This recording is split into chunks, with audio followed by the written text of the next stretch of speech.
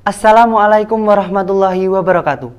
Selamat siang, teman-teman peserta Salam Kampus 2021. Yang saya hormati, Bapak Bambang Satrio Nugroho SEMM dan Bapak Ari Febrianto SHMH selaku pembicara. Yang saya hormati, Bapak Sabto Nugroho ST selaku moderator.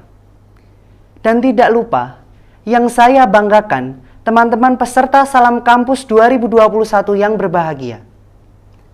Pada sesi kali ini, saya, Muhammad Rangga Alvin Pratama, selaku pembawa acara pada materi etika mahasiswa, kehidupan berbangsa, dan kesadaran bela negara yang akan disampaikan oleh Bapak Bambang Satrio Nugroho SEMM dan Bapak Ari Febrianto SHMH dan dipandu oleh Bapak Sabto Nugroho ST. Selanjutnya, untuk mempersingkat waktu, saya persilahkan kepada Bapak Sabto Nugroho ST untuk memandu jalannya sesi materi kali ini. Assalamualaikum warahmatullahi wabarakatuh. Waalaikumsalam warahmatullahi wabarakatuh. Selamat pagi dan salam sejahtera bagi kita semua.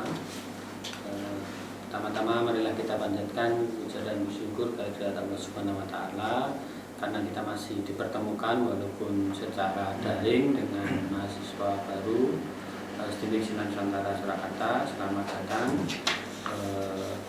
Namun demikian materi yang perlu kami sampaikan harus tetap disampaikan walaupun kita tidak bisa bertatap muka pada hari ini.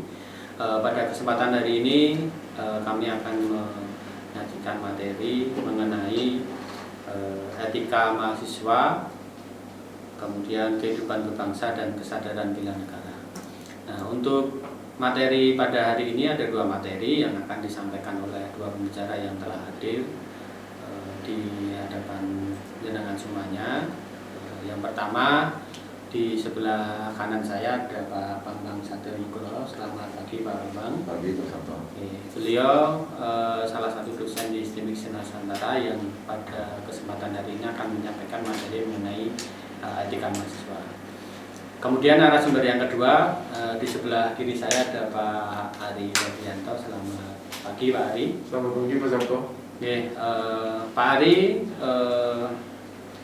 kami minta untuk menyampaikan materi mengenai kehidupan berbangsa dan kesadaran bela negara. Nah, dua materi ini perlu kami ulas kepada mahasiswa baru sebagai bekal supaya menjadi manusia yang mempunyai etika, kemudian mempunyai wawasan mengenai kehidupan berbangsa dan kesadaran bela negara. Untuk menyingkat waktu, kita langsung masuk ke materi yang pertama, yaitu mengenai etika mahasiswa.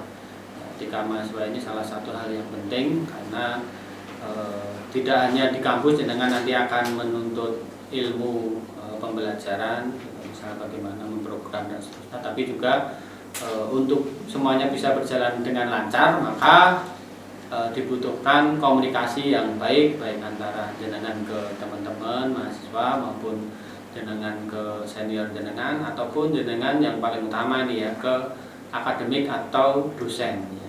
Karena dengan komunikasi yang baik, ilmu yang akan jenengan pelajari atau ada transfer ilmu nanti juga bisa berjalan dengan baik, dan syukur-syukur nanti dengan lancar. Kalau etikanya bagus gitu ya, berarti ilmunya akan menjadi barokah. Nah, itu yang penting. Penyampaian ilmu juga lebih mendalam. Nah, supaya nanti itu bisa berjalan dengan lancar 4 tahun, saya kira perlu ada hal-hal yang harus jenengan pahami dan mungkin ada hal yang jangan sampai jenengan lakukan mengenai etika, karena mau tidak mau etika itu menjadi dasar untuk mendapatkan komunikasi yang baik. Nah, ini sebelum kita lanjut Pak Bambang, ini saya ada sedikit dulu ya. Kalau dulu ada pantun atau pepatah ya, bukan pantun, pepatah. Di mana bumi dipijak, di situ langit dijunjung. Benar nggak Pak? Betul. Nah, desa mawa cara, negara mawa tata. Nah, semuanya kita hidup di dalam bumi, kita harus menghormati satu sama lain. Kalau kita berada di lingkungan akademik ya, maka kita harus menghormati sesama lingkungan akademik. Nah, untuk bisa terjadi rasa saling menghormati dan semuanya bisa berjalan dengan lancar, nah, kita mengundang Pak Bambang pada kesempatan hari ini untuk memberikan wawasan kepada jenengan semua kira-kira apa itu etika, apa pentingnya. Jangan sampai nanti kita malah pengennya di sini menuntut ilmu malah ada permusuhan atau pengennya mendapatkan ilmu yang sesuai diinginkan nanti malah cing-cingan gitu. Kalau dalam bahasa Jawa cing-cingan itu apa ya? Nesunan ya Pak ya. Akhirnya nanti moodnya tidak baik ya. Kalau moodnya nggak baik ya itu ilmunya menjadi tidak barokah dan bahkan mungkin tidak masuk. Ya. Ya ini kalau dijelaskan nanti kita panjang lebar ya Pak. Kopi 3 gelas nggak sampai. Oke, langsung saja untuk menyingkat waktu. Materi yang pertama mengenai etika mahasiswa, baik nanti ketika kita bertemu dengan tatap muka langsung maupun pada kondisi sekarang yang masih pandemi, ataupun nanti ada perkuliahan atau tatap muka secara daring atau online, atau komunikasi juga secara online, maka ada hal yang perlu harus kita simak ya. Ini sebagai bekal, mohon nanti teman-teman mahasiswa baru bisa dicermati. Oke, untuk menyingkat waktu sekali lagi Pak Bambang untuk bisa menyampaikan materi mengenai etika mahasiswa kepada Bapak Bambang Satrio Nugroho SMM, kami persilakan. Pak Bambang. Terima kasih Pak Sabto, izin buka masker. Baik, bismillahirrahmanirrahim. Assalamualaikum warahmatullahi wabarakatuh. Selamat pagi, saudara-saudara mahasiswa baru angkatan 2021 STEMIC Sinar Nusantara Surakarta. Ya, saya ucapkan selamat yang sudah bergabung dengan kami di STEMIC Sinar Nusantara. Dan seiring dengan itu juga maka mahasiswa memiliki tanggung jawab baru, memiliki amanah baru, memiliki juga etika dan ya hal-hal yang harus diketahui ya, yang hal-hal yang baru dibandingkan ketika dulu masih menjadi siswa atau sebelum memasuki dunia kampus. Baik, langsung saja saya jelaskan dulu secara teoritis ya untuk mengenai etika mahasiswa atau etika di dunia kampus atau di perkuliahan. Oke, next. Apa itu tata krama atau etika ya? Ini hal yang sama, tata krama atau etika, yaitu mengenai kepercayaan baik atau buruk dan juga benar atau salah untuk berbagai kegiatan yang ada dalam suatu masyarakat atau lingkungan. Ya, jadi hal-hal itu bisa berupa hal yang baik ataupun hal yang buruk ketika disepakati oleh suatu lingkungan atau masyarakat. Di satu masyarakat mungkin saja berbeda dengan lingkungan yang lain atau di masyarakat yang lain. Mungkin di masyarakat yang satu hal ini benar, di yang lain mungkin salah. Contohnya saja ya, simpelnya ketika ada etika makan, biasanya kita makan menggunakan tangan kanan biasanya. Di budaya yang timur itu makan semuanya kayaknya menggunakan tangan kanan. Itu hal yang benar. Kalau ketika menggunakan tangan kiri itu biasanya disalahkan. Dan itu didapatkan sejak kecil biasanya, dari kecil. Berarti yang mengajarkan etika pertama kali adalah lingkungan keluarga ya, atau orang tua. Ya, jadi kalau nanti sampai besar itu makannya masih sembarangan, terus tidak karuan etikanya, berarti ya bisa disalahkan mungkin keluarganya, karena secara formal etika jarang dipelajari dalam sekolah formal biasanya, ya, termasuk di dunia kampus. Jadi padahal hal ini adalah hal yang penting dalam hidup ya. Jadi etika atau tata krama atau istilah bahasa Inggrisnya adalah attitude, ya, sikap dalam kita melaksanakan kehidupan di masyarakat. Oke, next. Apa sih manfaatnya kita tahu tata krama atau etika itu? Ya, pertama adalah menambah rasa bangga bagi diri kita ya, terutama, dan juga orang tua. Karena ketika anaknya misalnya beretika gitu ya, memiliki tata krama sopan santun yang baik, maka orang tua pun akan istilahnya bangga karena berhasil mendidik anaknya yang baik gitu, yang sesuai dengan tata krama yang berlaku di masyarakat itu. Kemudian mengingat orang untuk menjadi contoh yang baik dalam kehidupan, yang juga terkait dengan yang ketiga, kebiasaan tingkah laku terkontrol, tidak ragu-ragu dalam bertingkah laku, dan akan menumbuhkan rasa percaya diri. Jadi dengan adanya percaya diri bisa menjadi contoh untuk yang lain. Ya, biasanya kalau orangnya bagus, dia akan disebutkan, oh ini si ini, mbak ini, mas ini orangnya bagus, nah ini yang ditiru. Dia kalau datang nggak pernah terlambat, tugas selalu dikerjakan, dan lain sebagainya. Misalnya itu adalah contoh, menjadi contoh bagi yang lain gitu ya. Dan perilaku yang baik akan menumbuhkan kelebihan dalam pendidikan yang diikuti nantinya. Oke. Baik, next. Nah, pentingnya apa sih etika dan tata krama itu? Ya. Sebagai seseorang yang terpelajar dan tentunya berpendidikan tinggi ya sebagai mahasiswa, maka kita harus menjaga etika dan tata krama. Jadi semakin maju tingkat peradaban suatu masyarakat, maka akan semakin banyak kehidupannya diatur atau ditata dengan etika. Tadi juga sudah disebutkan dalam satu apa itu, slogan atau apa tadi Pak? Pepatah, Pak. Pepatah ya, pepatah di desa itu punya cara, kemudian kalau di negara juga punya aturan dan peraturan yang harus diikuti gitu ya. Nah, seringkali memang etika itu tidak tertulis atau tata krama tidak tertulis. Cuma orang sudah tahu bahwa ini benar, ini salah. Karena maksud diterapkannya etika adalah untuk menjaga kepentingan masing-masing agar dapat hidup tenang, tentram, nyaman, dan harmonis. Ya, terutama harmonis itu. Karena kalau orang semuanya sembarangan, ya, istilahnya sak-saknya gitu ya hidupnya, ya itu akan kacau, terjadi kekacauan. Nah, ada hal penting di sini di masyarakat kita ya. Ada biasanya untuk mengucap maaf, permisi, terima kasih, dan satu lagi tolong gitu ya. Maaf, permisi, terima kasih, dan juga tolong. Biasanya minta tolong atau apa. Nah itu ketika mengawali suatu pembicaraan ataupun pesan gitu ya, lebih baik diberikan di awal seperti itu, maaf, permisi, atau tolong, dan diakhiri dengan terima kasih. Oke, next. Ada beberapa tata krama atau etika dengan beberapa pihak di dalam kampus ya.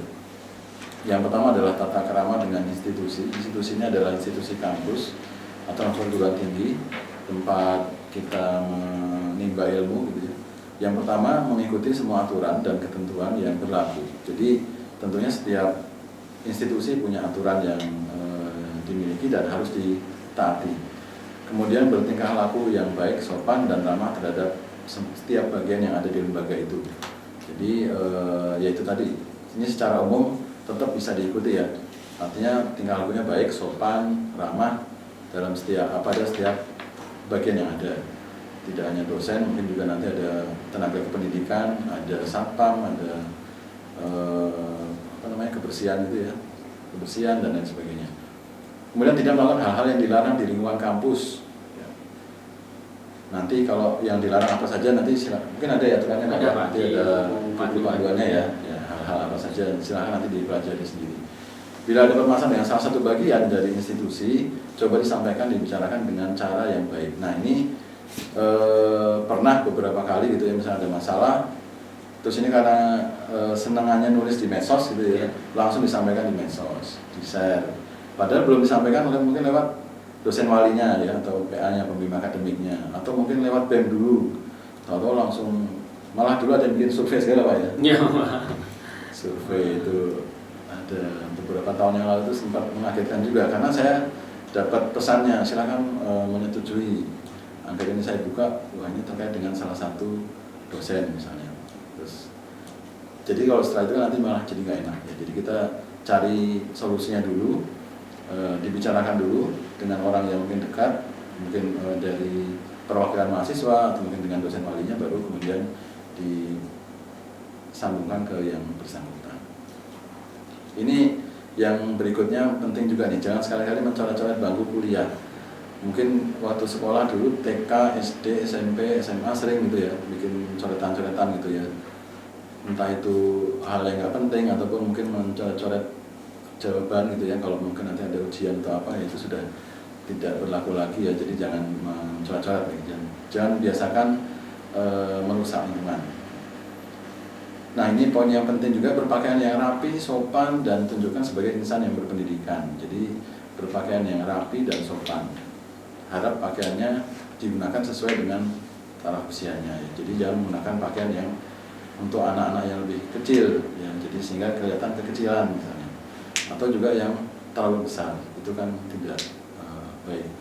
Beberapa waktu yang lalu saya sering melihat yang kekecilan gitu kan, jadi tidak enak gitu ya. Apalagi pas ketika nanti melakukan suatu kegiatan, nanti ada hal-hal yang kurang sedap dipandang gitu kan, jadi justru mengganggu pandangan gitu ya Pak ya. Nanti tahu sendiri deh kira-kira seperti apa gitu ya. Jadi jangan kesannya hanya ikuti tren mode, kemudian tidak tidak memperhatikan etika tata krama dalam berpakaian. Walaupun bajunya mahal, tapi malah jadi kurang bahan gitu Pak, misalnya. Jadi ada yang Sobek-sobek. tarik. Bisa terawang-terawang gitu. Saya juga sampai heran kok ada yang mau beli celana jeans sobek-sobek harganya mahal gitu ya. Padahal beli sendiri utuh disobek-sobek sendiri bisa. Oke, next. Kemudian dengan dosen ini penting nih, mahasiswa sebagai masyarakat dan masyarakat kampus, insan akademik atau orang yang golongan yang terpelajar ya harus menjaga citra akademik. Jadi biasakan selalu memberi salam lebih dulu kepada dosen bila bertemu. Lebih baik lagi jika dibiasakan berjabat tangan. Biasanya kalau ini karena kondisinya masih pandemi mungkin tidak bertemu langsung, sekarang berjabat tangan pun juga kayaknya jarang gitu ya. Tapi saya kira ketika bertemu atau bertatap muka mungkin bisa menyapa lebih dahulu gitu ya. Entah itu mungkin dosen, mungkin juga tenaga karyawan atau TU gitu ya, atau tenaga pendidikan, termasuk juga satpam di awal, itu juga tidak masalah. Kita menjaga perkataan dengan bahasa yang sopan, jangan menggunakan bahasa atau dialek yang tidak pantas. Jadi harap dibedakan ketika Anda berbicara dengan dosen dengan berbicara dengan teman sebaya atau sesama mahasiswa. Termasuk dalam hal menggunakan media sosial ya, ketika berkomunikasi dengan dosen seringkali mahasiswa ini masih menggunakan kata-kata atau bahasa yang namanya apa tuh istilahnya itu? Alay. Ya. Ada yang masih ngirim pesan menggunakan yang huruf diganti angka misalnya gitu ya. Itu kan menunjukkan kealayannya. Jadi jangan terlalu seperti itu. Jadi harap diingat. Jika akan menghadap dosen untuk konsultasi atau bertanya, perhatikan apakah dosen yang bersangkutan sedang berbicara dengan orang lain atau tidak. Jadi sebaiknya menunggu dulu ya, dilihat situasinya. Seringkali ketika ada yang sedang bicara ya, dosen sedang bicara, ngobrol ada sesuatu yang penting, terus atau ada dosen yang motong pembicaraan, Pak, saya mau minta tanda tangan misalnya. Bahkan pernah dulu saya dapat keluhan misalnya, ada dosen baru makan gitu ya, terus datang mahasiswa langsung di mejanya itu menunjukkan kayaknya sebentar ditandatangani misalnya. Nah ini kan tidak sesuai etika. Akhirnya baru makan bisa tanda tangan, akhirnya ditandatangani pakai paha ayam gitu. Malah nggak enak, jadinya jadi lebih ya itulah tidak harmonis gitu loh. Jadi harap diketahui, Pak, apa saya tunggu dulu atau boleh mengganggu sebentar, misalnya dosennya oke, baik, bisa saya tanda tangan dulu ya silahkan, kalau enggak silahkan. Kemudian datang tepat waktu sesuai jadwal kuliah dan jangan sering terlambat. Ini yang penting ya, karena ini menjadi penilaian sendiri. Ingat di perkuliahan ini nanti yang berwenang terkait nilai memang adalah dosen yang bersangkutan. Jadi ini juga jadi penilaian. Ketika rajin dengan antara mahasiswa yang rajin dengan yang sering terlambat, tentunya penilaiannya agak berbeda. Oke, next. Masih dengan dosen. Biasakan senyum ramah, menganggukkan kepala bila bertemu dengan dosen, baik dalam keadaan menyapa atau berpapasan ketika lewat. Ya seringkali ketika tidak kenal, ya kalau Pak Sabto mungkin banyak yang kenal semua gitu ya, tapi kalau dosen yang lain mungkin banyak yang nggak kenal. Jadi mahasiswanya malah cuek-cuek aja gitu ya, dikiranya wah itu nggak ngajar saya kok, jadi saya juga nggak tahu dia siapa. Tahu-tahu besoknya ngajar, jadi tetap harus dijaga. Kemudian matikan ring HP atau silent saat kuliah agar tidak mengganggu perkuliahan. Ini karena masih pandemi, jadi justru harus dinyalakan terus, online terus ya. Tapi kalau nanti sudah bisa offline, mudah-mudahan tahun ini nanti kita sudah bisa PTM, pembelajaran tatap muka, perkuliahan tatap muka, sehingga hal ini bisa dilaksanakan. Berkomunikasi yang baik dengan dosen, baik secara langsung via telepon, SMS, WhatsApp ya sekarang, atau email, Facebook maupun Twitter dan lain-lain sebagainya. Jadi melalui media sosial itu harap dijaga juga, tadi sudah saya sampaikan. Tidak membuat gaduh dalam kuliah, tidak bicara sendiri dengan temannya, karena dosen itu biasanya akan selalu mengingat ya, dan mencatat. Biasanya kalau ada mahasiswa-mahasiswa yang spesial, ya, yang suka bikin gaduh, yang suka bikin prestasi, itu biasanya kita ingat gitu ya Pak. Jadi jangan sampai nanti yang diingat itu yang jelek-jelek. Ya, seringkali orang ini sebenarnya baik, tapi ketika suatu saat membuat gaduh yang membuat dosen tidak nyaman, itu jadinya tidak enak gitu ya, seterusnya sampai mungkin minta maaf dan lain sebagainya. Jadi dosen biasanya akan mencatat mahasiswa yang menyepelekan atau meremehkan dosen itu. itu hati-hati. Dan kemudian biasanya membersihkan ruang kuliah, meja kursi dosen meskipun tidak ada jadwal piket. Tapi kalau di kita mungkin masih terkunci ya, sehingga ini mungkin tidak bisa dilaksanakan. Ini kalau mungkin dulu seringnya SD, SMP, SMA. Oke, next. Ini yang penting sekarang, jangan pernah menipu atau membohongi dosen ya, baik dalam hal melaksanakan tugas ataupun mungkin dalam ujian gitu ya. Termasuk yang kedua, jangan pernah memalsukan paraf atau tanda tangan dosen. Jadi seringkali mahasiswa yang kesulitan, Pak, ini saya nggak pernah ketemu, akhirnya saya tanda tangan sendiri. Atau ada yang titip teman, Pak, saya nggak tahu kalau teman saya ternyata menandatangani itu. Nah, itu jadinya kan bahaya ya. Memasukkan kehadiran. Ya, betul. Makanya ini mendapat pasal pelanggaran hukum ini, namanya apa, pemalsuan ya. Nah, ini bahaya ini. Dan jangan berbuat hal-hal konyol seolah dosen tidak mempedulikan sikap Anda. Karena pada suatu saat Anda akan mengalami masalah dengan dosen yang bersumber dari diri Anda sendiri karena pernah melanggar etika dan tata krama itu. Jadi harap diperhatikan. Tapi juga tidak terlalu ini ya, tidak terlalu kaku ya. Kita santai, istilahnya kita lihat dosen sekarang tidak sama dengan yang zaman dulu yang terlalu kaku gitu ya, harus bagaimana. Kita santai saja. Kalau dilihat dosen ini lebih santai ya monggo silakan, enaknya seperti apa. Nanti mungkin dosen sama akan bicara sendiri. Saya nggak suka kalau misalnya Anda begini gitu ya. Saya lebih suka kalau bicaranya santai saja, misalnya kayak sama teman dan sebagainya. Itu memang ada. Saya punya teman dosen yang lebih suka dipanggil Mas sama mahasiswanya gitu ya.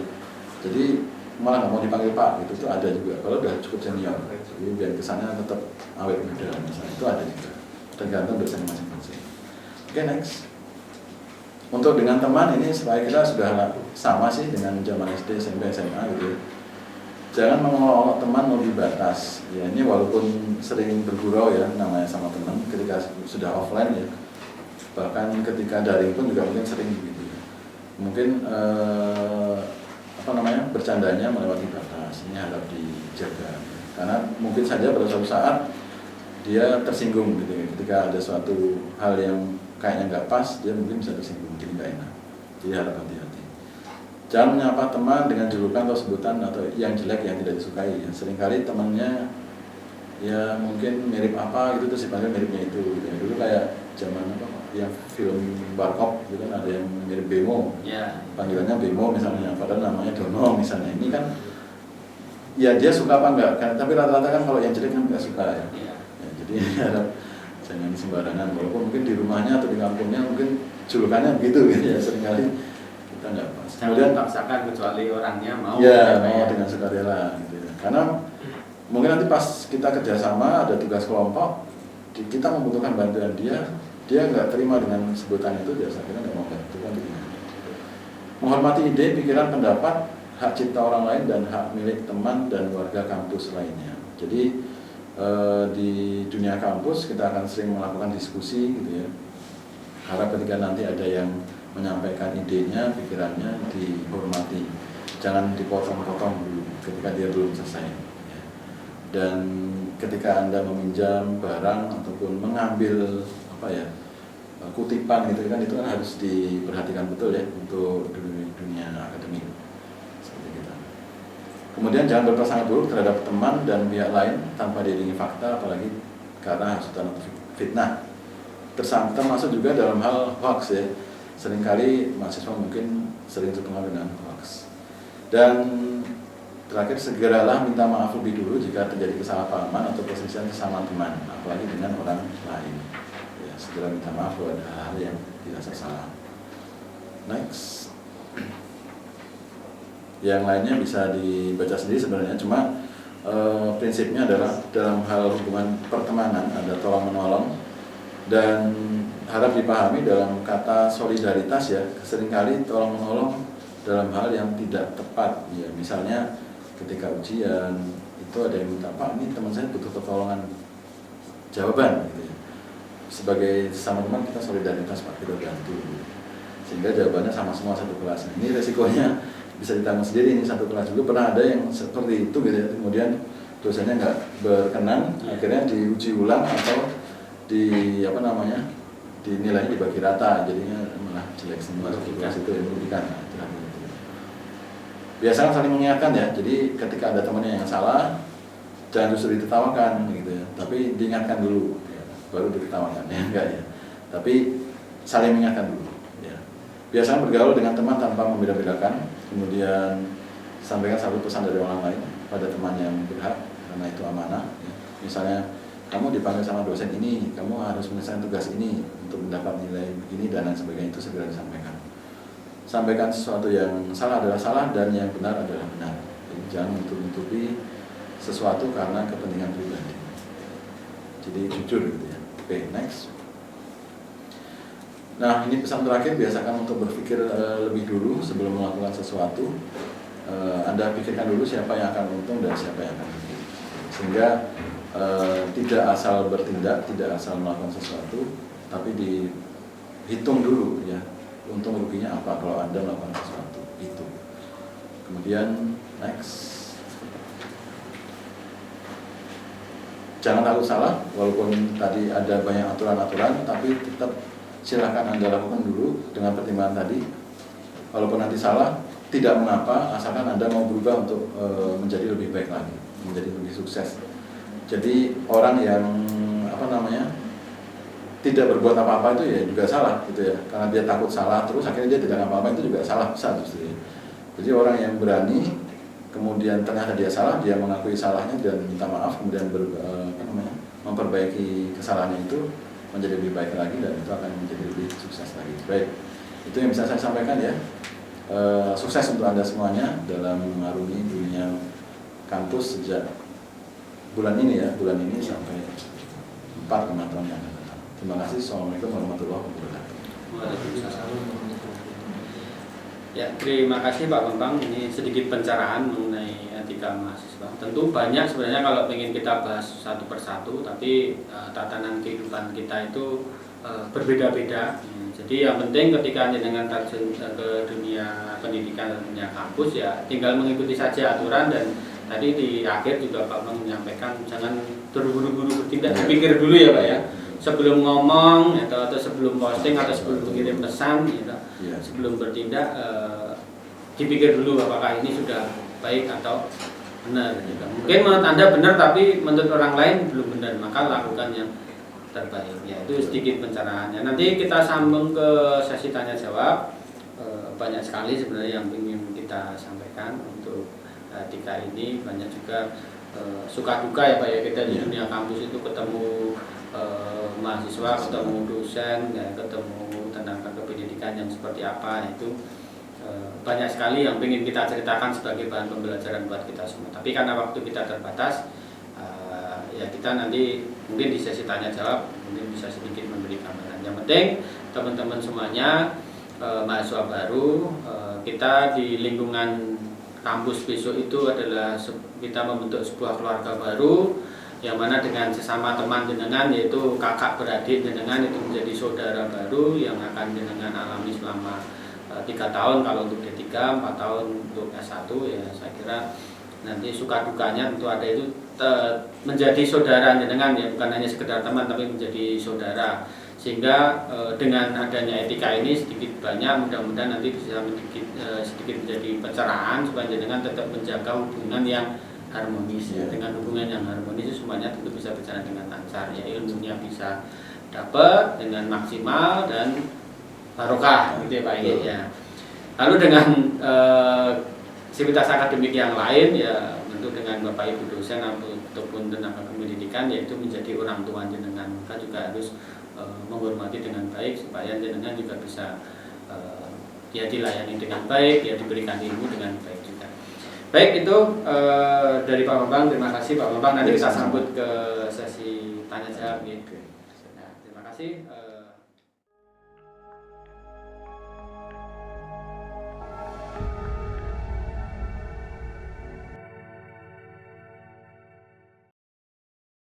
Baik, menginjak materi yang kedua mengenai kehidupan berbangsa dan kesadaran bela negara yang nanti akan disampaikan oleh Bapak Ari Febrianto SHMH. Nah, pada materi hari ini, kalau tadi materi etika bagaimana kita hidup di lingkungan kampus, nah ini kalau kita lebih besar lagi, karena kita hidup di masyarakat yang luas dengan berbagai suku dan agama ya Pak ya.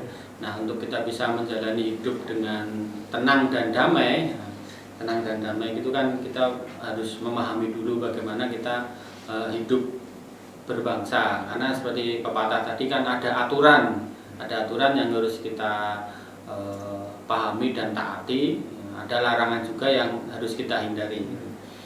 Nah, supaya kita bisa hidup tenang dan menjalani hidup dengan tenang dan damai dengan berbagai keadaan yang ada di masyarakat Indonesia. Nah, ini kita perlu memahami dulu Pak Ali. Nanti bisa dijelaskan bagaimana kehidupan berbangsa yang baik dan benar itu seperti apa. Kita bisa mengenal dan kita bisa mencintai bangsa ini. Kemudian bagaimana supaya kita memiliki kesadaran bela negara, karena mau tidak mau kita ingin terhindar dari yang namanya perpecahan, permusuhan, bahkan mungkin perang gitu ya Pak Ali ya. Karena semakmur sekaya apapun kalau kita dalam keadaan perang itu tidak ada yang namanya kedamaian gitu. Nah, apalagi permusuhan di dalam bangsa yang mungkin bisa termakan hoak dan sebagainya. Nah, kebetulan sangat cocok sekali karena narasumber kita Pak Ari Febrianto SHMH ini dengan latar belakang hukum juga, nanti bisa, ini hukumnya penggal Pak. Nah, ini hukumnya potong tangan gitu ya, seperti menteri. Karena tidak hanya kalau mencuri mungkin yang dilakukan 1-2 orang jelas ya Pak ya, mungkin satu keluarga lah gitu ya. Tapi kalau hoax itu kan malah bisa saja membunuh tidak hanya 1-2 orang gitu ya, kayak perang yang di mana itu ya, bukan Israel ya. Di Timur Tengah itu ada perang gara-gara hoax 1 orang, akhirnya presiden dan masyarakatnya dalam kondisi perang, terus akhirnya sampai sekarang tidak ada kedamaian. Jadi nah itu Suriah ya Pak ya, benar ya. Nah itu gara-gara hoax juga. Nah, jangan sampai ini masuk ke Indonesia. Maka ini sebagai bekal teman-teman semuanya yang mana dengan adalah generasi muda penerus bangsa Indonesia, kami harapkan nanti bisa sedikit mengerti bagaimana kita hidup berbangsa di Indonesia ini, lalu bagaimana kita membela negara ini. Nah, singkat saja, monggo Pak Ali langsung kita berikan untuk bisa memaparkan mengenai materi tersebut kepada Bapak Ari Febrianto SHMH. Kami persilakan, monggo Pak Ali. Terima kasih Pak Sarto, izin buat pas masker. Monggo Pak Ali. Ya. Oke, selamat pagi teman-teman. Saya akan menunjukkan lagi. Sekarang kita akan membahas tentang tadi kesadaran berbangsa dan bernegara dan bela negara. Tapi sebelumnya kita bahas dulu dengan negara. Oke ya, negara itu adalah organisasi yang didirikan oleh sekelompok manusia yang mendiami suatu wilayah tertentu dan tunduk atau patuh pada aturan yang sama. Tadi ya, seperti itu sudah disinggung oleh Pak Sabto. Jadi kita kan sebagai sebuah negara, awal dari sebuah bangsa ya, yang terdiri dari negara sebuah bangsa dan juga beraneka ragam keragaman. Nah, ini tadi jadi awalnya kita harus mengerti dulu apa yang disebut negara tadi ya. Jadi suatu organisasi yang didirikan oleh sekelompok manusia mendiami suatu wilayah tertentu dan tunduk pada aturan yang sama. Oke, next Mas. Oke ya, tadi unsur negara ada satu, adanya daerah atau wilayah dengan batas-batas yang jelas, kemudian adanya rakyat yang menetap, kemudian adanya pemerintah yang berdaulat, dan yang keempat adanya pengakuan dari negara lain. Ada catatan sedikit, unsur yang 1, 2, dan 3 yaitu daerah, rakyat, dan juga pemerintah yang berdaulat ini sebagai unsur konstitutif, berarti unsur yang harus ada dalam sebuah negara. Bisa kita bayangkan kalau ada sebuah negara tapi nggak ada wilayahnya, nggak mungkin ya. Nah, jadi itu wilayah, rakyat, yang nggak ada rakyat juga mungkin ya, dan juga tadi ada pemerintahan yang berdaulat. Nah, yang keempat kenapa dibilang sebagai unsur deklaratif, karena tadi pengakuan dari negara lain. Jadi yaitu negara kan sudah merdeka ataupun ada sebuah negara, kemudian dia baru ada pengakuan dari negara lain. Jadi saya udah ada jadi negara dulu, baru dia tadi ada pengakuan negara lain dan bisa bekerja sama dengan negara lain. Nah, itu tadi yang disebut sebagai unsur deklaratif. Tapi walaupun tadi dibilang ada unsur-unsur dan deklaratif, itu ya harus dipenuhi dari sebuah negara. Cuman tadi yang lebih utama ya, dari sebuah negara harus dipenuhi adalah 3 unsur, maksudnya ada 3 hal yang merupakan unsur dari konstitutif ini. Oke, next Mas, bisa lanjutin. Oke, nah ini sifat negara ya.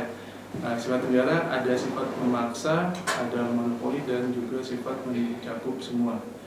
Memang kalau dari kata-kata memaksa, kesannya jadinya apa ya, tidak manusiawi dan tapi sebenarnya walaupun dia memaksa, negara itu adalah tadi untuk memaksanya demi bisa tercapainya keteraturan dalam sebuah negara. Karena tadi Pak Sabto juga sudah bilang kan, bisa tertib dan damai di sebuah negara, ya tadi kita harus ada aturan. Dan memang kalau pengertian dari hukum sendiri itu adalah aturan yang bersifat memaksa. Jadi sebuah peraturan itu memang ada sifat memaksanya tadi demi terciptanya ketertiban. Oke, dan yang kedua sifat monopoli.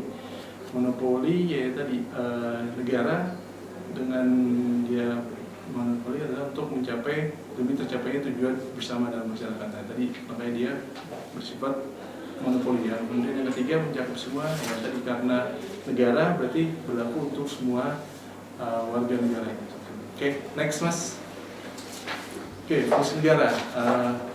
Pertama, melaksanakan penertiban dalam masyarakat. Yang kedua, melaksanakan pertahanan dan keamanan. Yang ketiga, mengusahakan kesejahteraan dan kemakmuran rakyatnya. Dan yang keempat, menegakkan keadilan. Ini penting dan harus bisa dicapai dari sebuah negara. Karena tadi ya, negara kan untuk bisa menciptakan ketertiban dan yang pasti tadi ya, juga kita harus bisa pertahanan keamanan karena tadi demi tercapainya ketertiban dalam masyarakat. Dan juga, nah ini jangan dilupakan, kesejahteraan dan kemakmuran rakyatnya. Karena bisa kita bayangkan kalau sebuah negara tidak bisa mensejahterakan rakyatnya, nah itu bisa jadi rakyatnya bisa melawan atau memberontak. Makanya di setiap pemerintahan itu negara itu harus bisa mengusahakan dan bisa mencapai kesejahteraan buat rakyatnya. Dan yang jangan lupa keadilan. Ya, keadilan ini memang gampang untuk diomongkan, tapi dalam pelaksanaannya memang harus istilahnya harus hati dan juga sangat berat. Tapi bukan berarti tidak bisa diwujudkan, tapi bisa. Kemudian selanjutnya Mas, next. Nah, ini fungsi pertama, melaksanakan penertiban dalam masyarakat. Untuk mencegah terjadinya bentrokan-bentrokan dan pertikaian dalam masyarakat, maka negara harus melaksanakan penertiban dengan cara mengatur hubungan manusia dan masyarakat tadi ya, adanya aturan dan sebagainya. Tadi untuk bisa menciptakan perdamaian, nah tadi untuk mencegahnya terjadi bentrokan, makanya harus ada penertiban dengan cara tadi adanya aturan-aturan. Ya seperti sekarang ini, karena kita dalam masalah pandemi ya, demi kita bisa bisa menekan terjadi penyebarannya, makanya harus ada aturan yang berupa sekarang pemerintah melakukan namanya PPKM ya. Nah itu tadi demi bisa menekan penyebaran COVID-nya dan tadi bisa tercapainya ketertiban, tadi bisa berlanjut lagi ya dari pembangunan dalam negara. Oke, selanjutnya. Nah, ini fungsi kedua, melaksanakan pertahanan keamanan. Nah, negara berfungsi untuk mencegah menanggulangi berbagai macam ancaman, gangguan, dan hambatan. Nah, untuk ancaman, gangguan, dan hambatan ini tidak bisa tidak memang selalu ada dari itu tadi, baik dari dalam maupun dari luar. Karena tadi ya, sebuah negara tadi dari beraneka ragam suku dan sebagainya, ya mungkin tidak bisa tidak, kadang masih ada konflik. Nah, tadi ya, untuk bisa menghindari terjadi harus adanya tadi yang berfungsi untuk melaksanakan pertahanan keamanan. Dan tadi juga ancamannya bukan hanya dari dalam negeri tapi juga dari luar negeri ya. Apalagi negara kita yang katanya loh jinawi, banyak sekali sumber daya alamnya itu jadi inceran banyak negara. Makanya itu tadi kita harus bisa tetap mempertahankan pertahanan keamanan dari negara kita. Oke, selanjutnya next. Ini mengusahakan kesejahteraan tadi yang juga kita bahas ya, bahwa dari sebuah negara itu sangat penting ya untuk bisa memberikan kemakmuran dan kesejahteraan bagi seluruh rakyatnya. Makanya tadi ya, pemerintah melaksanakan pembangunan yang merata di semua bidang, dan juga tadi bukan hanya di kota saja tapi juga ada di pedesaan. Nah, tadi makanya ini yang jadi semua fungsi dari negara itu sangat penting, apalagi tadi untuk mencapai kesejahteraan dan kemakmuran. Oke, selanjutnya, nah, keadilan. Keadilan adalah merupakan hak bagi setiap manusia dan setiap orang harus memperoleh rasa keadilan, mendapatkan haknya serta terhindar dari tindak kesewenang-wenangan maupun ketidakadilan. Jadi itu yang paling istilahnya yang paling penting ya, selain juga bisa mewujudkan kesejahteraan dan juga kemakmuran, jangan lupa keadilan. Karena sekarang ini kalau dilihat kadang rasa adil itu yang masih istilahnya bukan berarti susah, tapi kadang masih jadi suatu permasalahan. Maka tadi ya antara negara dan warga negaranya bisa mungkin untuk bisa mewujudkan rasa keadilan. Oke, next, ada lagi. Oke, ini ya. Nah, tujuan negara ini juga terdapat di dalam pembukaan Undang-Undang Dasar 1945 ayat yang keempat. Tujuan negara adalah yang pertama, melindungi segenap bangsa dan Indonesia dan seluruh umat dari Indonesia, kemudian memajukan kesejahteraan umum, mencerdaskan kehidupan bangsa dan ikut melaksanakan ketertiban dunia. Jadi tadi ya ada tujuannya, semuanya itu terdapat di dalam pembukaan Undang-Undang Dasar. Tadi melindungi segenap bangsa, memajukan kesejahteraan umum dan mencerdaskan kehidupan bangsa dan melaksanakan ketertiban dunia, dan itu semua saya harus bisa diwujudkan dari negara kita. Next. Nah, ini. Oke, bela negara. Nah, bela negara diperlukan adanya ancaman. Nah, setiap usaha kegiatan baik dari dalam maupun luar negeri yang dinilai membahayakan kedaulatan negara, keutuhan wilayah negara dan keselamatan bangsa. Itu tadi yang disebut sebagai ancaman. Nah, tadi juga berarti bukan hanya dari luar tapi juga dari dalam ya, ada ancaman-ancaman yang timbul dalam sebuah negara. Selanjutnya, nah, bela negara. Jadi mungkin selama ini teman-teman mengira bahwa bela negara itu harus berperang, padahal sebenarnya pengertian bela negara itu lebih luas lagi. Itu tadi sikap dan pengertian dari bela negara adalah sikap dan tindakan warga negara yang didasari oleh kecintaan pada negaranya untuk melindungi dan mempertahankan negaranya dari berbagai ancaman, baik ancaman dari dalam negeri maupun ancaman dari luar negeri. Jadi tadi ya, bukan hanya sekedar melakukan peperangan fisiknya, tapi tadi ya lebih kepada sikap dan tindakan kita dari selaku warga negara tadi untuk bisa mewujudkan kecintaan kita dengan tadi melindungi dan mempertahankan negara kita dari berbagai macam ancaman. Oke, selanjutnya. Nah, kesadaran berbangsa dan bernegara. Nah, ini merupakan suatu konsep atau istilah yang menunjukkan seseorang individu terikat dan atau menjadi bagian dari suatu bangsa atau nation dan negara tertentu. Kesadaran berbangsa dan bernegara Indonesia mempunyai makna bahwa individu yang hidup dan terikat dalam kaidah dan naungan di bawah negara kesatuan Republik Indonesia harus mempunyai sikap dan perilaku diri yang tumbuh dari kemauan diri yang dilandasi keikhlasan dan kerelaan bertindak demi kebaikan bangsa dan negara Indonesia. Jadi kita dalam berbangsa dan bernegara ini benar-benar kita harus menunjukkan bahwa semuanya itu kita lakukan dengan keikhlasan dan kerelaan bertindak. Jadi tidak ada tujuan tertentunya hanya buat kepentingan segelintir, tapi demi benar-benar buat kepentingan kita sebagai sebuah bangsa. Yang masih tadi yang perlu digarisbawahi adalah keikhlasan. Jadi kita dalam dalam kesadaran berbangsa dan negara ini benar-benar kita ikhlas karena kita sebagai seorang warga negara Republik Indonesia.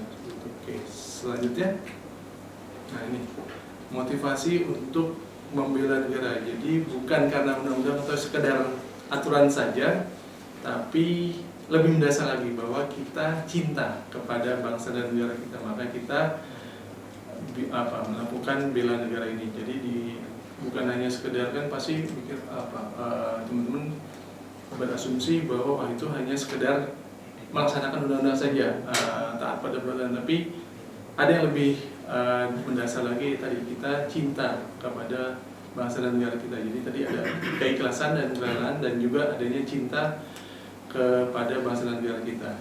Ya, semoga itu tadi ya, teman-teman bisa tetap mempertahankan cinta dan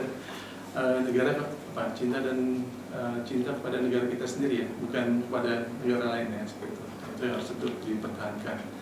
Oke, selanjutnya, nah ini adanya ancaman ya, tadi yang kita selalu bahas tentang ada ancaman-ancaman. Nah, karena ada ancaman, kemudian sistem pertahanan kita adalah yang disebut sebagai hankam rata, jadi sistem pertahanan keamanan rakyat semesta. Nah, ini adalah jadi bukan hanya sekedar tentara aja atau istilah angkatan bersenjata saja yang bertanggung jawab, tapi juga kita ini bertanggung jawab. Jadi semua rakyat Indonesia itu berfungsi sebagai komponen pertahanan ya.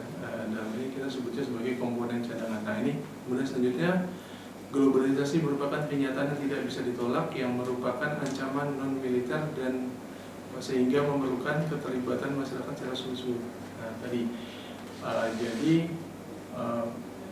tantangannya bukan hanya sekedar secara militer tapi juga ada non militer. Nah, ini globalisasi kan yang misalnya sudah tidak ada batas-batas antar negara. Nah, di dalam itu ada istilahnya budaya-budaya baru yang kadang-kadang tidak cocok ya dalam negara kita. Nah, itu tadi dikhawatirkan bisa menimbulkan istilah konflik dan bisa menimbulkan perpecahan. Maka tadi kita dengan ada bela negara, jadi bukan hanya sekedar tadi secara bela militer tapi juga non militer. Jadi tadi kita bisa mempertahankan negara kita ini tadi dari hal yang non militer, dengan tadi kita mempunyai rasa cinta tadi melalui perbuatan bela negara kita. Oke, selanjutnya, nah ini kalau ini bentuk usaha pembelaan negara ya, yang di dalam pasal 9 ya, ayat 2 Undang-Undang nomor 3 tahun 2002 tentang pertahanan negara ya. Tadi ada keikutsertaan warga negara dan upaya bela negara dapat dilakukan melalui satu, pendidikan kewarganegaraan, yang kedua pelatihan dasar militer, yang ketiga pengabdian sebagai prajurit TNI, yang keempat pengabdian sesuai dengan profesi masing-masing. Nah, tadi jadi bukan hanya nanti mikirnya berperang, tapi tadi kita dengan kita mengikuti pendidikan kewarganegaraan, kemudian pelatihan dasar militer. Nah, ini ya kalau misalnya ada nanti teman-teman yang berminat untuk mengikuti militer, dan juga tadi ada sekarang namanya wajib militer, wamil ya. Nah, itu jadi bukan berarti menjadi anggota TNI, tapi teman-teman mengikuti semacam pelatihan itu kurang lebih sekitar 3 bulan. 3 bulan untuk yang berumur 21 sampai umur 30 tahun. Dan tadi itu sifatnya sukarela. Kalau saya mungkin teman-teman pernah melihat di sini mungkin suka Korea ya. Nah, itu Korea kelihatannya wajib itu ya. Wajib wamil. Nah, ini ya apalagi biasanya yang wanita ya.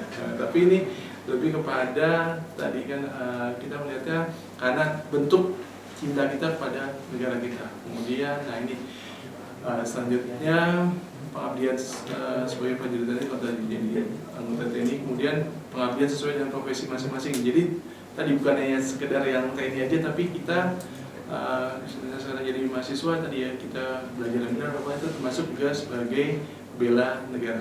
Oke, next. Nah, ini tindakan nyata pelajar ya. Oke, bisa dilihat lagi sebagai mahasiswa ya, yang dalam usaha bela negara tidak terlibat dengan narkoba, tidak ikut tawuran, tidak ikut mabuk-mabukan, tidak berbuat onar baik di lingkungan sekolah maupun lingkungan rumah ya. Kemudian rajin belajar, berprestasi, membantu orang tua di rumah, menghormati agama orang lain, dan juga aktif dalam kegiatan remaja. Kalau sini sebut juga aktif dalam kegiatan kemahasiswaan. Oke, next. Aktif dalam kegiatan OSIS. Nah, ini berarti kegiatan kalau sekarang kita tambahin dikit UKM ya, UKM, BEM. Nah, kemudian aktif dalam kegiatan pramuka dan PMR ya. Tadi sama kalau mungkin di sini kalau udah mahasiswa KSR ya gitu. Kemudian giat dalam kegiatan intrakurikuler, berarti kalau di sini ya kegiatan-kegiatan mahasiswa, olahraga dan sebagainya. Kemudian aktif dalam berbagai kegiatan positif lainnya, ya misalnya ada debat mahasiswa dan sebagainya. Tadi dalam rangka bela negara. Jadi bukan hanya sekedar fisik ya perang, tapi juga tadi kegiatan-kegiatan akademik. Selanjutnya next.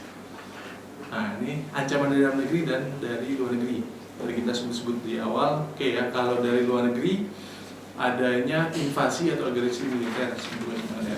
kemudian serbuan budaya asing. Nah, tadi kaitan kita globalisasi. Nah, ada budaya-budaya asing ya, ada budaya-budaya yang belum tentu sesuai dengan budaya kita. Maka kita kalau bisa berusaha untuk memfilter ya.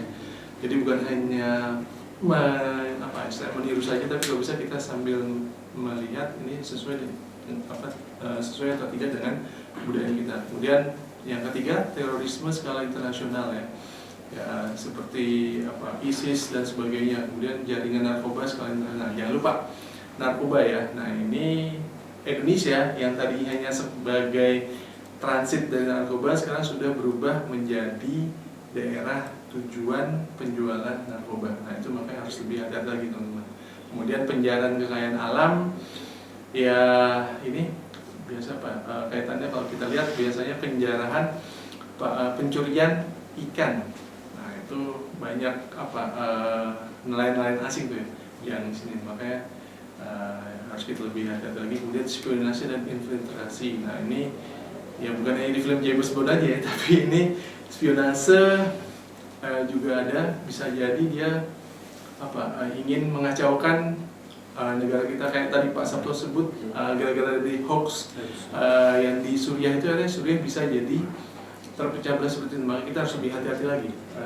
Kemudian sabotase kaitannya misalnya ada peristiwa pesawat jatuh atau kemudian ada peristiwa kecelakaan kereta dan sebagainya, tapi itu ternyata pelakunya dari luar negeri. Itu tadi ya, dia sabotase untuk mengancam keamanan dalam negeri. Kemudian ini ancaman dari dalam negeri yang juga harus kita lebih hati-hati lagi ya, konflik antar kelompok atau golongan. Tadi ya Pak Sabto bilang kan ingin hidup damai. Nah, ini berarti kita harus bisa berusaha tadi menghindari toleransi. Tadi kita kan Indonesia negara yang besar, terdiri dari negara yang suku, bahasa dan sebagainya, apalagi agama, golongan, dan kita harus lebih hati-hati lagi. Kemudian separatis ini relatif sudah tidak ada, walaupun ada pecahan-pecahan ya. Kalau teman-teman nanti bisa mempelajari sejarah, ada namanya Republik Maluku Selatan, kemudian ada namanya di Sumatera. Itu ini kelihatannya ada sedikit generasi penerusnya berusaha untuk saya mau menimbulkan lagi, tapi kelihatannya sih sudah benar di sana itu di yang daerah sana itu kelihatannya tentara dan istilahnya intelnya sudah mewanti-wanti ya. Kemudian pemaksaan kehendak kerusuhan. Nah, ini kalau di negara kita pernah terjadi tahun 1998 ya. Tadi kemudian korupsi. Nah, jangan lupa korupsi ini juga termasuk ancaman dari dalam negeri. Buat teman-teman, ya bukan saya mau menakut-nakuti atau gimana, tapi ternyata korupsi itu awalnya mulai dari titip absen. Nah, itu jadi teman-teman tadi udah disinggung oleh Pak Bambang juga, berarti kita harus menjaga kejujuran.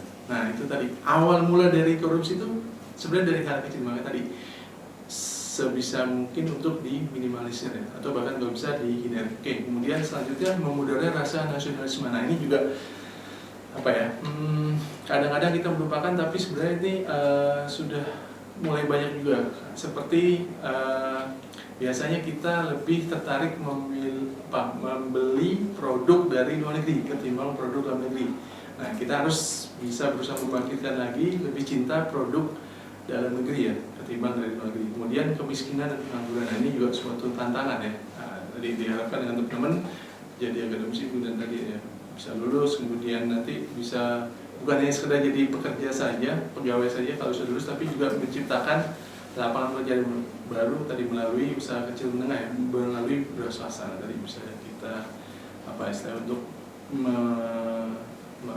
melawan ya, bisa menghadapi tantangan ancaman dari negeri. Oke, selanjutnya next. Oke, ancaman militer tadi, ancaman yang menggunakan kekuatan bersenjata yang terorganisasi yang membahayakan kedaulatan negara, keutuhan wilayah negara dan keselamatan segenap bangsa. Kemudian ancaman militer tadi agresi dan invasi, blokade, spionase, sabotase, kemudian pemberontakan bersenjata, perang saudara antar kelompok yang menggunakan senjata dan aksi teror bersenjata oleh jaringan terorisme internasional. Oke, next. Nah, ini juga perlu diwaspadai, bukan hanya sekedar militer tapi juga non militer, yaitu ancaman yang menggunakan kekuatan non senjata, yaitu kekuatan ekonomi, budaya, dan yang dinilai mampu membahayakan kedaulatan negara, keutuhan wilayah negara, dan keselamatan segenap bangsa. Nah, contohnya, satu, pengaruh budaya global, yang kedua pengaruh ekonomi, yang ketiga kejahatan internasional, terorisme dan imigran gelap, narkotika dan pencurian kekayaan alam, kemudian penyebaran ideologi yang tidak sesuai dengan jiwa negara kesatuan Indonesia. Tadi kita tadi ada saya budaya-budaya yang tidak sesuai dengan apa. Tadi kita berusaha untuk bisa melakukan adanya filtrasi ya, jadi agak bisa meredam. Oke, selanjutnya. Oke, terima kasih. Ya, ternyata itu sudah cukup yang bisa disampaikan.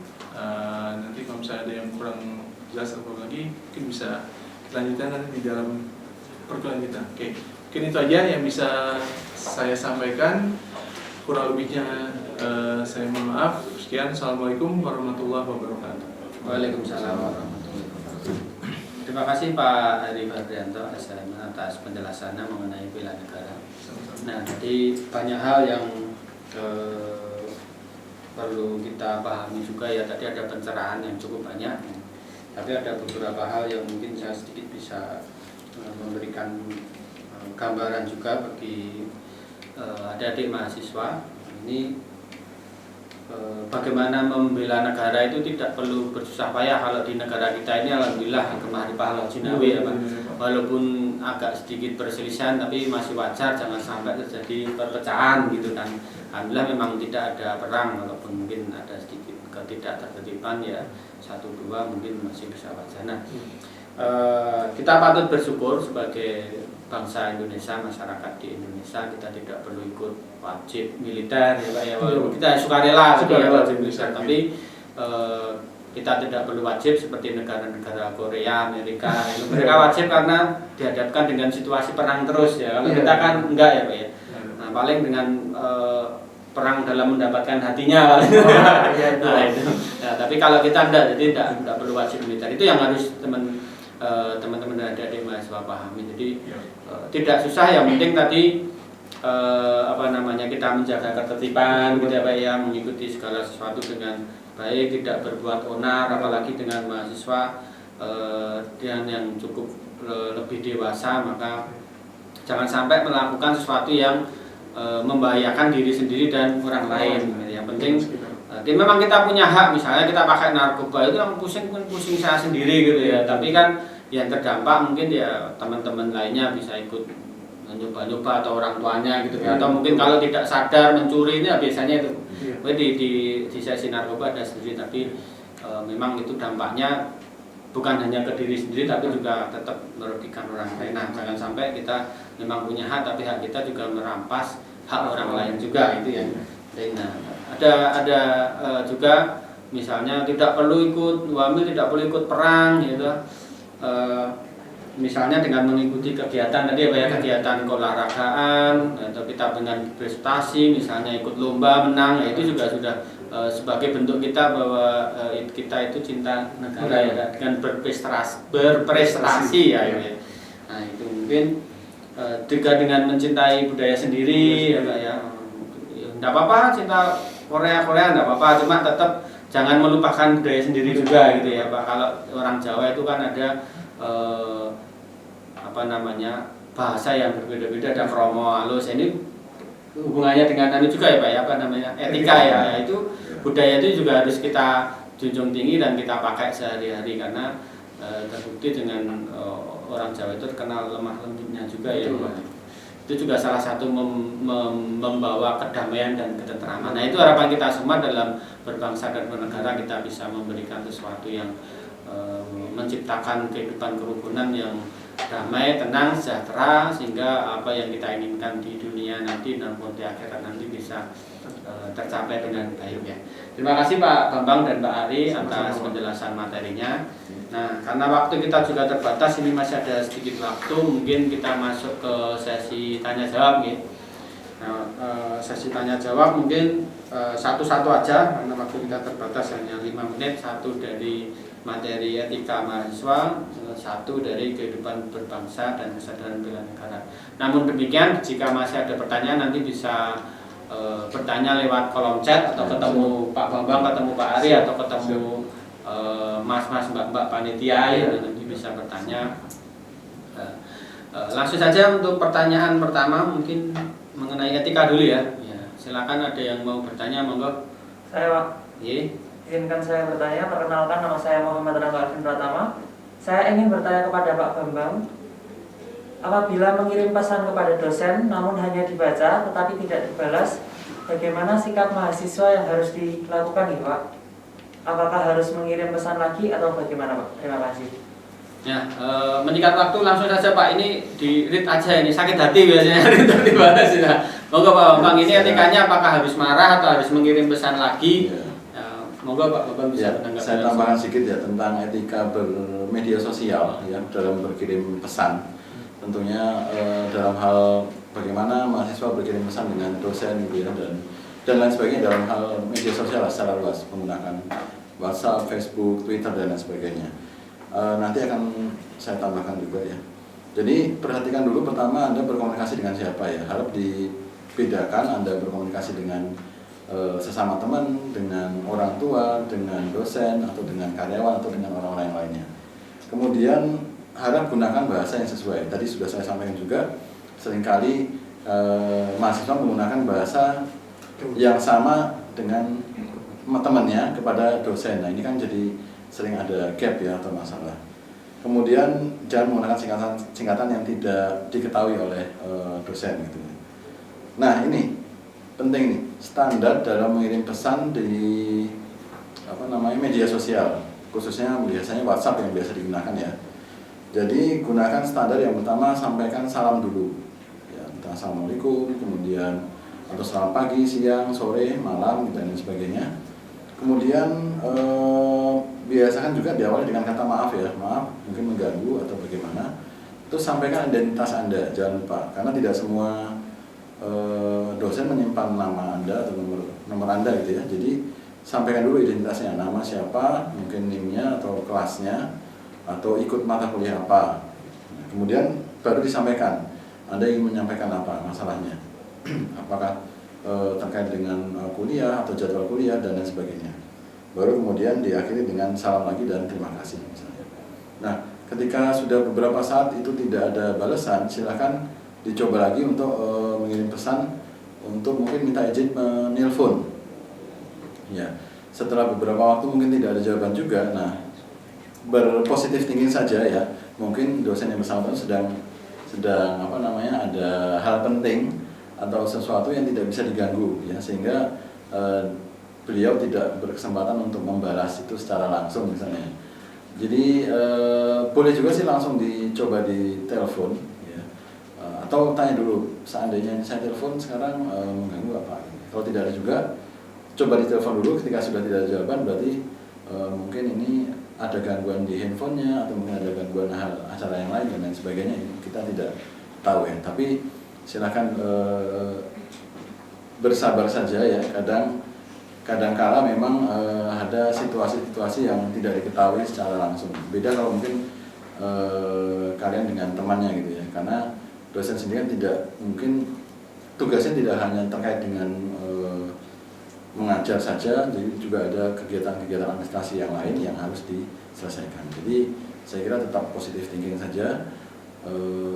Ketika nanti mungkin sudah ketemu atau mungkin lewat tanya ke dosen yang lain yang mungkin tahu gitu ya. Karena pernah juga terjadi ada mahasiswa yang minta nomor seorang dosen, Pak, minta nomornya ini bisa. Tapi saya sampaikan juga mungkin ini biasanya dosen yang bersangkutan ini kurang suka kalau dihubungi lewat nomor yang ini gitu ya. Mungkin ada nomor khusus untuk mahasiswa dan lain sebagainya. Sehingga harus disampaikan dulu supaya nanti mahasiswa nggak kaget ya. Atau juga minta bantuan dosen yang lain, Pak, tadi saya sudah menyampaikan ke Pak ini atau Bu ini, tapi belum ada jawaban, mungkin Bapak bisa membantu menghubungkan. Jadi minta bantu mungkin dosen pembimbing akademiknya atau dosen walinya misalnya. Ya, mungkin itu ya, saya beri contoh juga ya, contoh satu pesan yang kurang jelas nih, dulu pernah terjadi ada yang ngirimin pesan itu mungkin pernah saya sampaikan juga yang tahun lalu ya.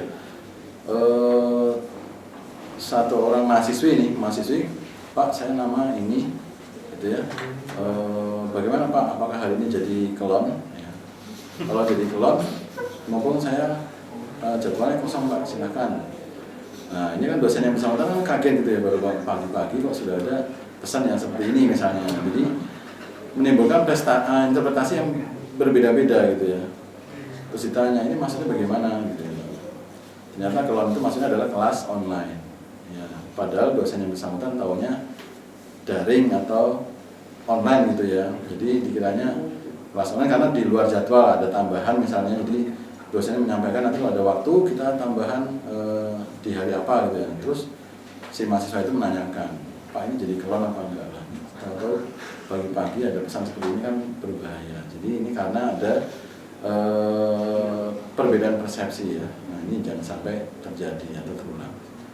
Mungkin itu yang bisa saya sampaikan jawabannya. Oke, terima kasih. Kalau ada kurangnya saya mohon maaf.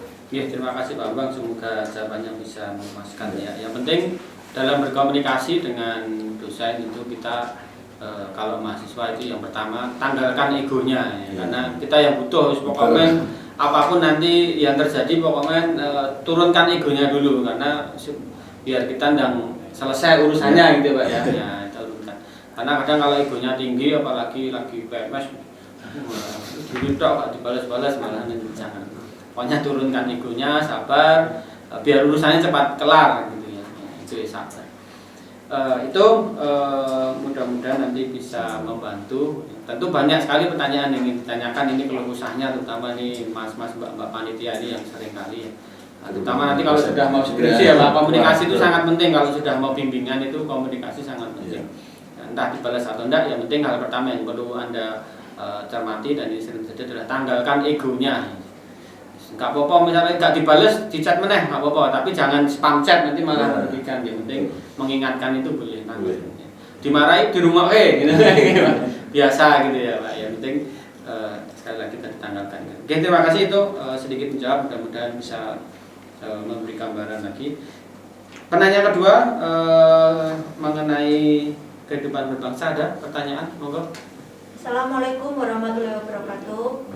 Mohon izin untuk bertanya kepada Bapak Ari Febrianto. Di era pandemi saat ini, apa usaha yang dilakukan mahasiswa untuk membela negara nih Pak? Terima kasih. Ya, langsung Pak Ari, monggo dijawab. Ya, langsung saya jawab. Ya, jadi di masa pandemi ini yang bisa kita lakukan ya tadi kaitannya bela negara adalah yang paling pertama mematuhi prokes, Pak. Mematuhi prokes. Jadi melaksanakan 5M, memakai masker, menjaga jarak, kemudian mencuci tangan dan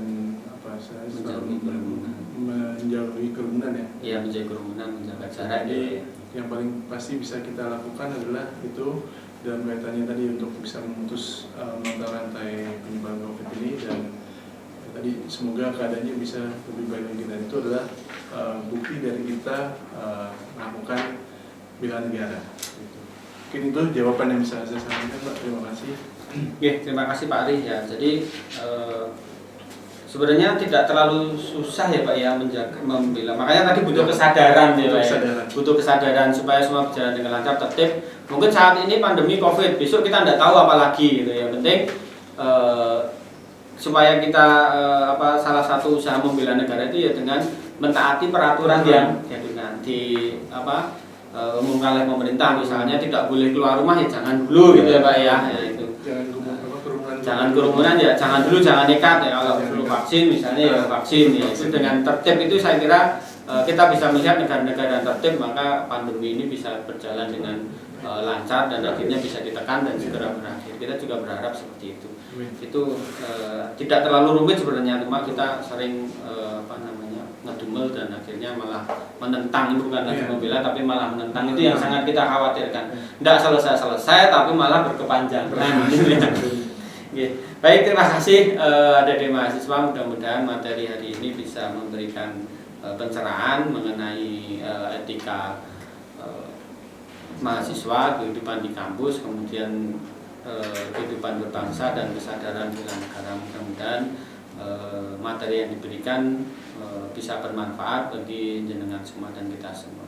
Sekali lagi kami ucapkan terima kasih Pak Bambang Satrio Nugro SMM dan Pak Ari Febrianto SMH ya atas kesediaannya untuk menyampaikan materi. Sekali lagi tetap jaga protokol kesehatan. Mungkin mungkin ini yang bisa kami sampaikan mengenai materi hari ini. Selamat melanjutkan aktivitas dan mengikuti materi-materi yang selanjutnya. Selalu menjaga kesehatan, semoga sukses dan diberikan kelancaran dan kesehatan. Terima kasih. Selamat pagi. Assalamualaikum warahmatullahi wabarakatuh. Waalaikumsalam. Roll. Scene 2, take 2, action. Terima kasih kepada Bapak Bambang Satrio Nugroho SEMM dan Bapak Ari Febrianto SHMH atas materi yang sudah disampaikan. Terima kasih juga kepada Bapak Sabto Nugroho ST yang sudah memandu jalannya sesi materi kali ini. Itu tadi penjelasan tentang materi etika mahasiswa, kehidupan berbangsa, dan kesadaran bela negara. Semoga apa yang telah disampaikan dapat dimengerti dan dipahami dengan baik oleh teman-teman mahasiswa baru sekalian. Kemudian, jangan lupa untuk mengisi form review materi di akhir acara, yang nanti linknya akan disampaikan oleh kakak pendamping masing-masing. Terima kasih atas perhatiannya. Mohon maaf apabila ada salah kata yang kurang berkenan di hati teman-teman. Salam Kampus 2021, membangun insan cendekia bersama Sinar Nusantara.